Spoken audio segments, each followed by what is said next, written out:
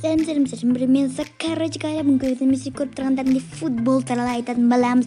Футболда бүгін біз Реалдың топ 10 ең величайший футболистерін айтатын боламыз. Именно Реалдың достар. Именно Реалдың біз топ 10 величайший футболистерін айтатын боламыз. Ал енді достар кеттік.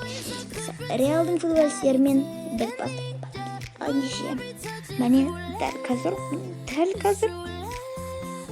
10 орында әрине міне Марсело өткен, ол сколько проведенных матчей жүргізді достар. Марсело дейін қанша матч өткізді Реалмен достар. Ол 360 матч көп өткізді. Соның қатарымен 3 лига чемпионствоқты алды. Марсело ең лучший проводящийлердің бірі, сондықтан да ол заслуженный 10 орында алды. Ал 9 орында білетіндей өздеріңізде Гарет Бейл өткен, ол да өте көп заслуженный матчтар өткізді, сондықтан да бұл 9 орында алатын болады.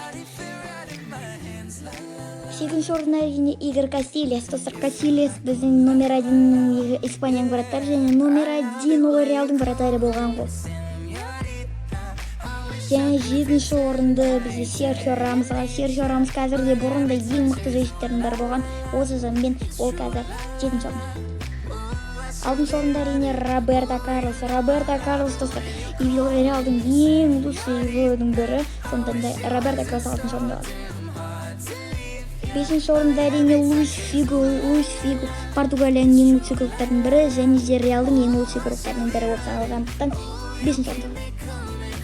4 орында әрине Зинедин Зидан. Зидан осы топта 4 орында алады. Бұл ең плохой месталардың бірі емес, сондықтан да ең күшті месталардың бірі, сондықтан 4 Зиданға. 3 орында әрине Раульға береміз. Рауль ең мықты игрок. Жарты жизнін осы Реал Королевский клубқа бөлді, сондықтан да 3 орында. 2 орында әрине Роналду Зубастик. Роналду Зубастик ең мықты форвардтардың бірі, әлемдегі Бразилияның ең мықты форварды.